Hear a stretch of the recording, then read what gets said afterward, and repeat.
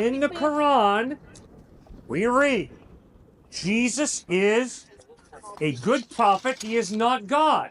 The problem is the historical Jesus claimed to be God. It's going to be an internal contradiction. Is on one page it says something, on a different page it says something else. Like the gentleman that left mentioned about the creation. You're how right. Creation came the about. Quran That's does not internal contradict itself. I agree. So then But we'll it go to point number two. contradicts Point number the two. historical evidence that Jesus claimed to be God. Claimed. From what John and Joseph and Mike and whoever. That's right, man. And that's the only thing. That's the only way I can know anything historically.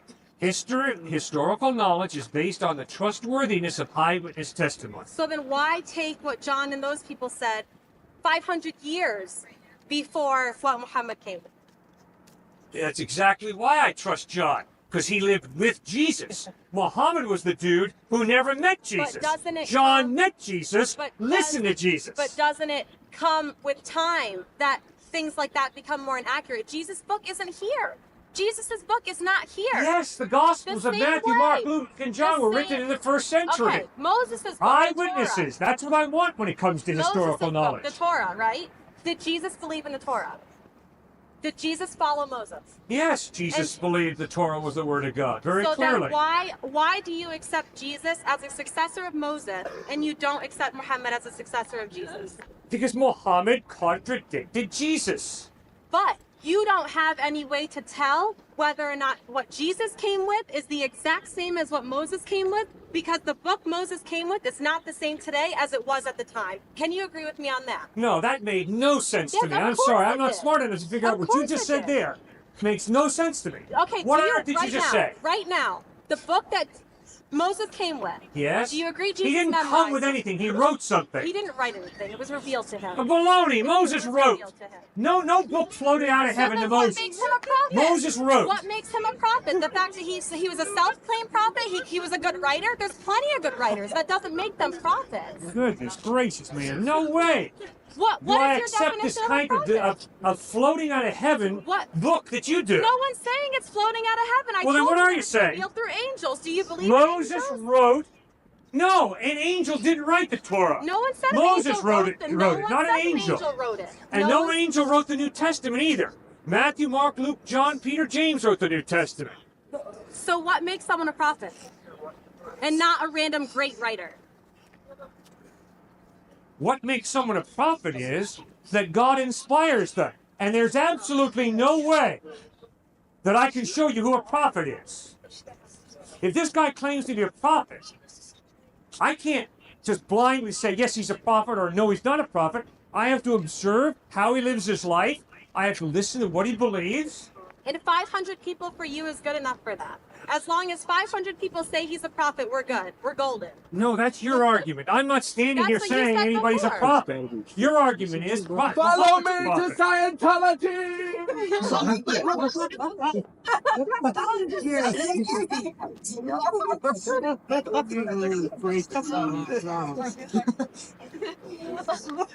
So again, we'll talk about what makes someone a prophet. Your definition of a prophet, and I'll follow with mine. You said a good writer. No, I didn't. Fine, again, so we're all on the same page. A prophet is someone who's inspired by God, but I can't show you that someone's inspired by God. It's impossible. So this is something in your own heart. I can't show you that a book is inspired by God.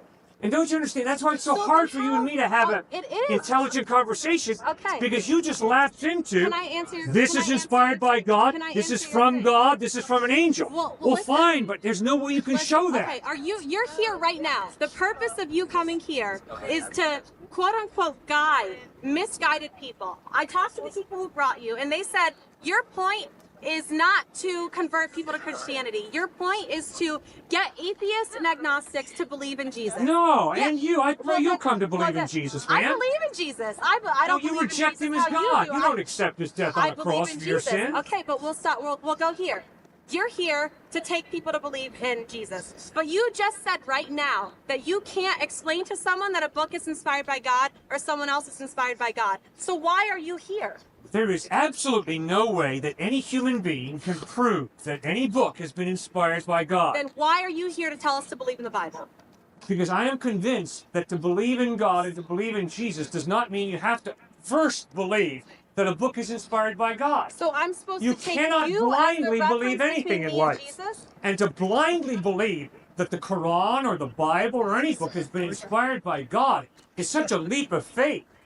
I'm not asking anybody to do that. Okay, so can we have the second part of our deal? I said I'd explain to you what a prophet is. Sure. A prophet is someone who comes with something extraordinary that combats everything at the time in proof of his claim. So many people came claiming they were prophets, and they did things that didn't prove their claim. The prophet Muhammad, first of all, we'll start off with Jesus, who we both agree with. Jesus was born without a father. How do you know that? Miracle number one. How do you know that? Revealed in the Quran, and when he spoke. Revealed in the Quran 500 years after the fact. All of a sudden, because some dude says he was born without a father, you believe it? Okay, fine. You don't believe that Jesus was born without a father. You don't. I can promise you, ma'am, I'm not going to believe Jesus was born without a father because some dude who lived 500 years after Christ writes it in a book. Okay, so then we'll stop right there. Forget everything about Muhammad. Do Christians believe that Jesus was born without a father? Yeah, but not because some dude 500 years after the fact wrote it, that's for sure. But then what do they take as their belief for Jesus being born without a Because father? eyewitnesses who knew Jesus' mother, a woman named Mary, talked with her. They talked with Joseph, and they found out that indeed Mary was a virgin when Jesus was born. So then we take It's not something they made up 500 years later. Okay, so then It's something that they found from eyewitness talking. So do we take that? We take Jesus being born without a father as a miracle. That's proof Yes. he's a prophet. That's proof he's a prophet, correct?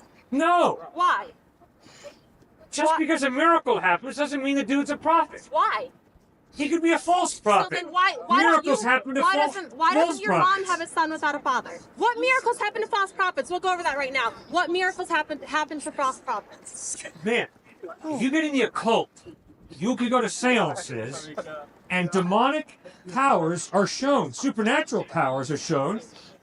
You can go a lot of places on this planet. But we're How not are they talking about shown? magic. How We're are they not talking about shown? magic. How are they shown? Yeah, how are they shown? Like, All right, I'll tell you how. factually. You How bet. can you show it in substance? You bet.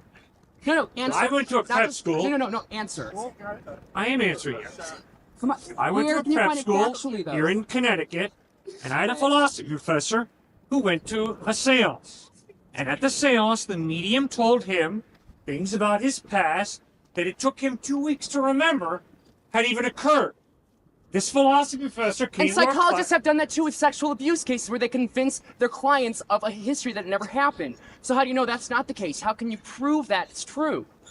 You got to use your brain to figure out what Okay, might so be then that irrational means or that, rational. that's on the premise that you're using your brain. Yeah, that is on a premise. Okay. That's right. Okay. Why are you wasting your time listening to a guy who's just gibbering? You're in our way. You're missing. I'm sorry, I didn't realize that your ankle had a chain tied to the brick underneath I'll answer there. that question. I was under the impression that you chose to be here freely. He did choose to be Let me here. relieve you if you're being forced to be here. Oh, I'm not. I'm enjoying your Alright. company. But listen, my problem here is you're here talking loudly. First of all, you're not having a small conversation with the group that brought you here in a small room, which most groups have. You're obnoxiously on the center of campus, Yeah. misguiding people about your belief in Baloney. Jesus. And I'm exercising my right of free speech. And if I tried to stand up in Iran or Iraq or Afghanistan and do what I'm doing now, I'd be in prison before I knew what And my it's a great name thing I'm an was. American citizen and born Okay. on this soil. Great Good. thing, isn't it? All right. Now, what do you take that as right there? As blindly naming Iran and Iraq and Afghanistan? Blindly? just to I'm see a not scarf blindly on at my all. head? That's ignorant. That's an ignorant move on your part. Because I have no correlation with Iran or Iraq or Afghanistan. I didn't say you did. Then why bring it up? I'll tell you Just why. random countries? Because you can't do two were this in South challenging Korea or No. Japan. So every I'm time I not try and answer you, you irrational. cut me off. I'm not irrational. Yes, you are. You don't really want to reason and think. Because You you're just not want a to person emote. to reason. I'm not emotional. Oh, no? not Oh, emotional. give me a break.